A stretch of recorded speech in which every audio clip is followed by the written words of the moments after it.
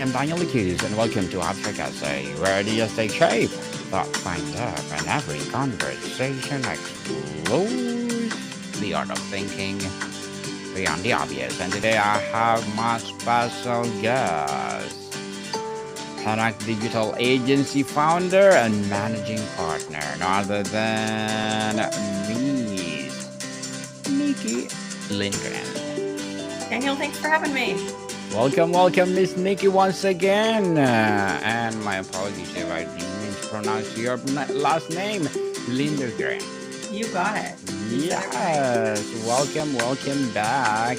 And can you please introduce more about yourself that I met? Absolutely. So, I run a digital marketing agency. We're female owned and operated here in the US, and our role is really to help direct to consumer e commerce brands in the beauty and lifestyle lane grow their new customer revenue. So, we're running ads, we're doing SEO, and we're doing TikTok affiliates to really help these brands grow their awareness and their sales. Yes, and thank you for growing those sales. Thank you for sharing your knowledge and wisdom to the world, Miss Nikki. And today let's talk about from zero to sales effective marketing tactics for a new e-commerce venture. So tell us the zero starting point. Your framework is from zero to sales beyond just a small budget.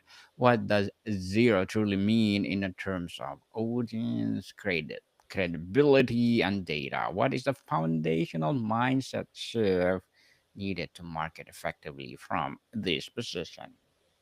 Yeah, well, I feel like we're in a very turbulent time with selling things online. We have Chat GPT starting to integrate with Shopify, so sales can occur within AI search engines. We have TikTok Shop that's, completely exploded, especially with seasonal holidays like Black Friday and Cyber Monday. So, what I will say first is everything I talk about today is probably with a little bit of a grain of salt because you should look at the industry best practices for whatever type of e-commerce business you run to make sure they're valid. But it's very timely, Daniel, that we're talking about this today because I was just working on 2026 projections for a client, and this is a skincare brand that's struggling to hit profitability. And the reality is, going to your first couple sales to maybe your first 15K month can be a wild roller coaster and can cost more money than you're getting in sales out of the gate. So what we did was we projected this business is going to get to about 2 million by the end of 2026. They're going to spend at least 1.5 million to get there. So at the end of the day, is it a profitable business? No, not at all. And that they'll be in year two and a half at that point. So I think the answer of how you get to from zero to something greater is going to require some capital, but the way you deploy it and invest in the business can vary greatly. And one of the most affordable ways to deploy dollars these days is to run partner campaigns with creators on social platforms. If you had to strip e commerce marketing down to one core, non negotiable principle for a brand new venture, what would it be?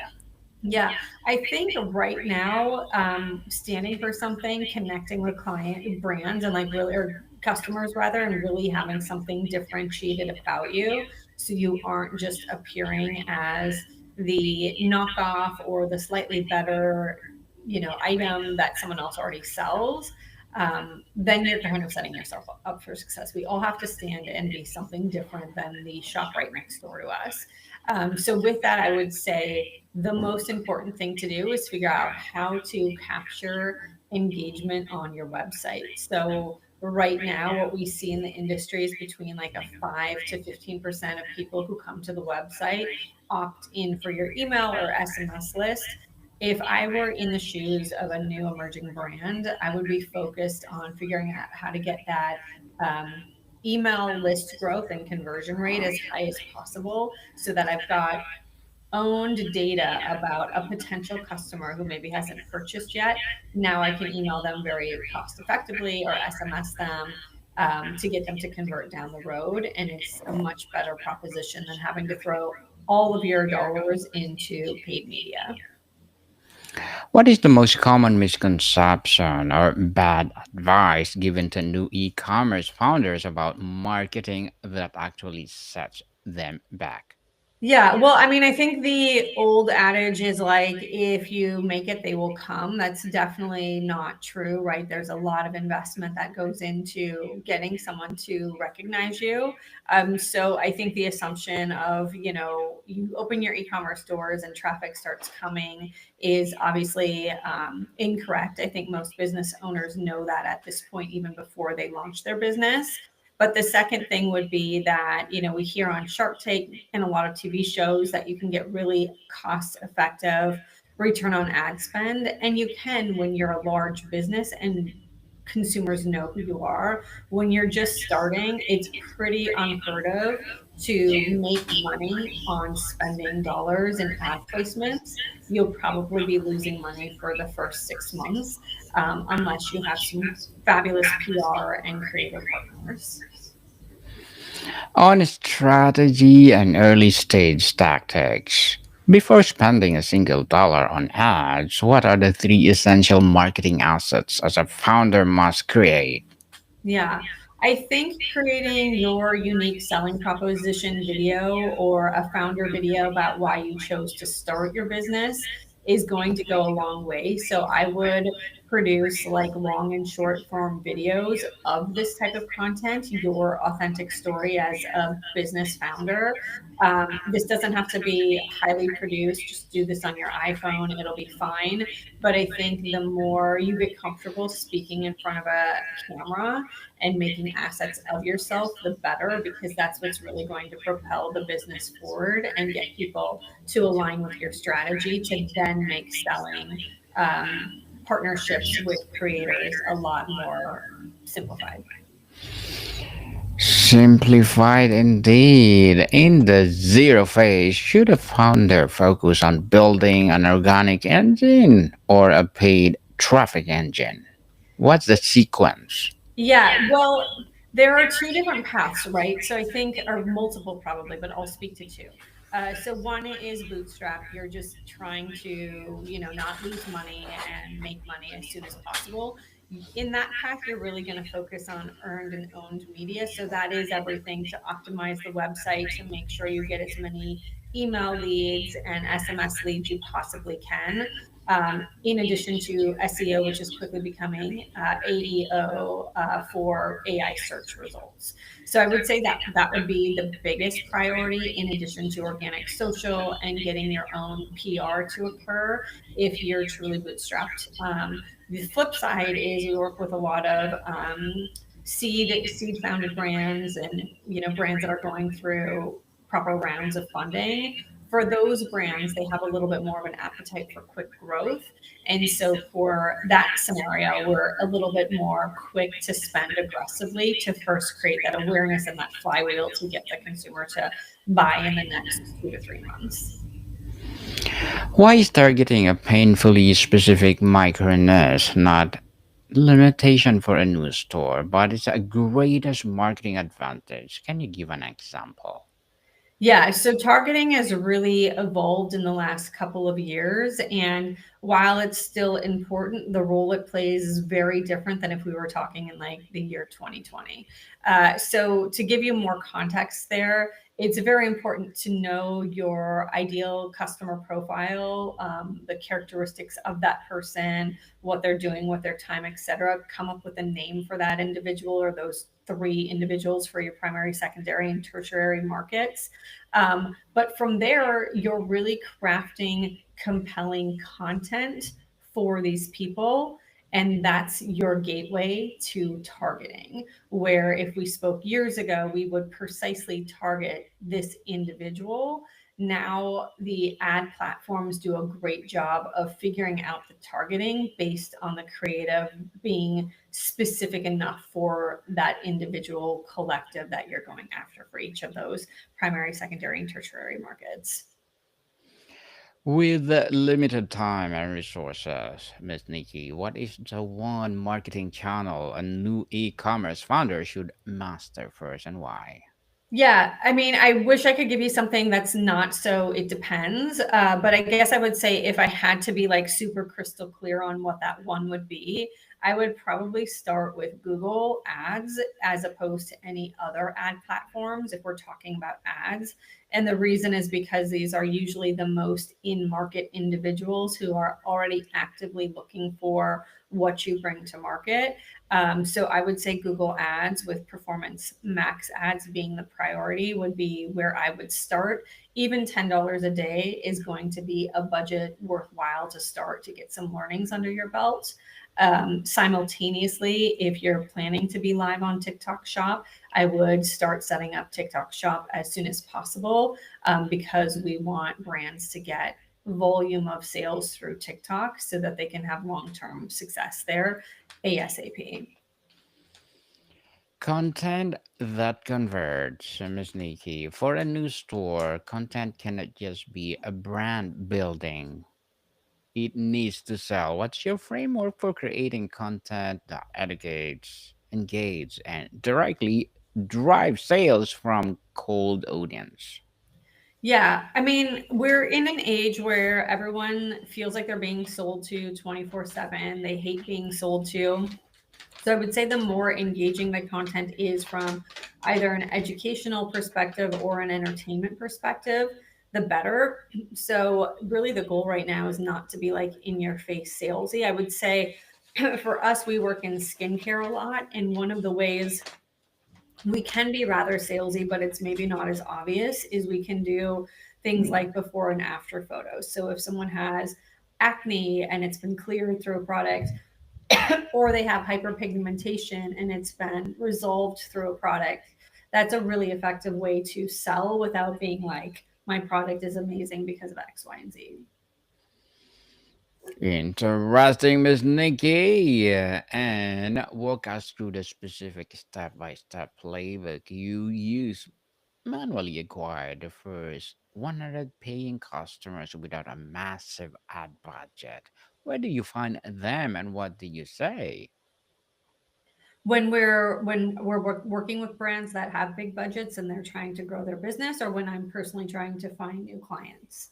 Can you do both, please? Sorry, say that one more time. I Yes, can mean, you do both for yep, us? absolutely. So I'll start with the client side because that's easy. Well, maybe not easier. When we as an agency are going out and looking for new clients, we're generally going through our network. We are a small boutique agency, so we can only really take on about 30 to 35 clients at any given time. So we're not really in this massive push to find more and more big brands. That being said, when we do need to go out and do our own lead generation, it's really kind of the best practices I'm talking about here, which are how do we go out and educate people about what goes on in our industry in a way that makes us sound um, knowledgeable and super intelligent about what's going on. That's why we do work in just beauty and lifestyle, is because if we started talking about like tires and car rims or something like that, it's completely out of our league and element, myself and the team I employ to do the work. Um, so I think that authenticity really has to come through again for cold outreach or those warm leads coming to us for referrals. So that's sort of our ethos for going out and getting customers. When we Hmm. do spend money on ads and cost to play placements, they're really, again, like super authentic to our industry. So we'll go out and do media buys around live events that we know our core ICP goes to and things like that. So again, like just super intentional, kind of like I've been describing for brands to do too. Miss Nikki, if a founder has a tiny test budget, how should they structure their first Meta or TikTok ads campaign to maximize learning and to find profitable audience rather than just burning cash? Yeah, so I would say if their price point is relatively low, so it's like under $40, let's say, to buy a product, I would focus on TikTok as the primary. And in TikTok, I would run a GMV campaign, which is automatically pulling in everything from um, their organic feed and anyone who's posted content about them that's tagging their store. So that would be the most cost effective way to get going on a social platform. And for that reason, again, if your average order value is on the lower side, I would just start with TikTok in the GMV campaign only. Interesting, Miss Nikki. And what will be your short-term and long-term goal as a founder? Yeah, I mean, I think I've been doing this for gosh 7 years now, and so I think the view of what I had to be running a successful business has really evolved in this time frame. Um, as I mentioned, we are boutique in nature, so we're not trying to grow exponentially and kind of break all of our systems for the cost of like getting bigger, cooler clients or any other kind of vanity metric. So for us, it's really kind of continuing to grow and cultivate the team, expand our knowledge and some of our service offerings. We're a full time staff of 11 people now. Perhaps in another year we'll double in size, but we're definitely not going to go significantly above that just because this is sort of how our team operates, and our sweet spot is being pretty agile, and we're a small little collective. So I think there's a growth path in front of us. It's just a little bit more calculated. Good luck to your goals, Miss Nikki, and looking forward for more success. And what will be your piece of advice for those people out there want to be a founder like you? Yeah, I mean, never a bad time or a good time depending on your half if you're a glass half empty or half full kind of person. So if you have that itch, just make the space to see it through. And I mean, like, no, nothing's really holding you back other than the doubt you have about whatever it is you're trying to create. So just find a way to crack through that doubt and test some stuff out. You'll be super surprised at what you find on the other side. Yes, and thank you for that advice, Miss Nikki. Thank you. And tell us, in your experience, what is the biggest internal blocker that Yeah, holds founder back from executing marketing effectively?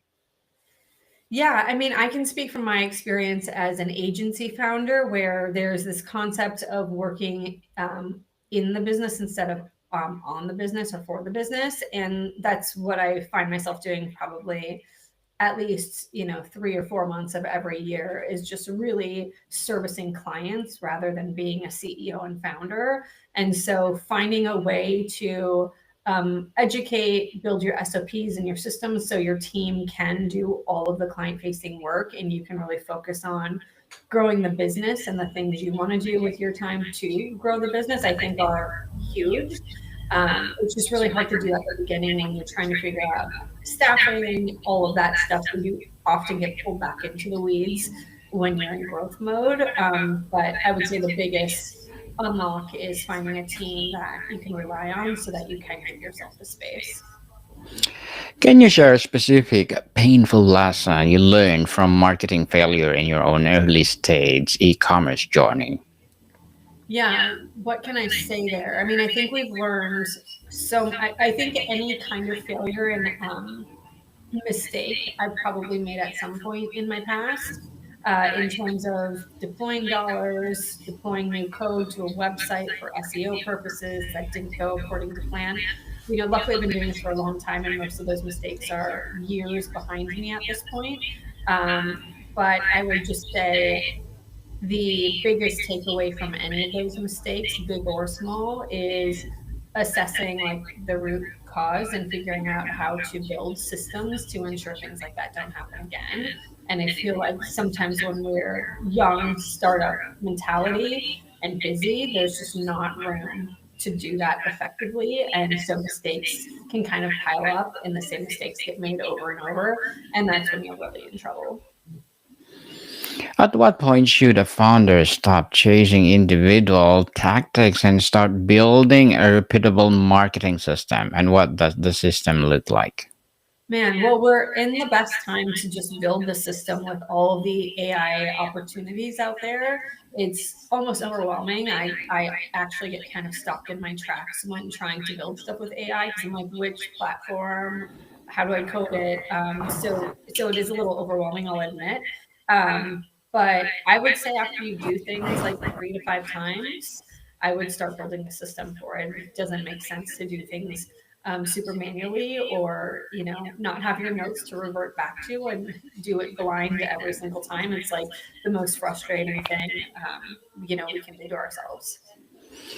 Yes, and before we wrap up our discussion, Miss Nikki, I'm inviting you to please do listen to my other podcast, people, because my abstract essay is already in fifth season, abstract poetry in second season, and my book 101 review in fifth season too, comedy 101 in third season, and my food 101 in fifth season as well, geography 101, love letters, a movie 101 review, and music 101 of fourth season, science 101, sex 101 second season, my baby podcast, Law 101, Mental Health 101, and of course, Bible Verses 101. And this coming month, Entrepreneur 101. Please listen to them wherever you listen your podcast. So, Miss Nikki, tell us what is or given the rapid change or changes in privacy, algorithms, and AI, what is one timeless marketing skill new e commerce founders should build, and one new tool or trend they can use? Yeah.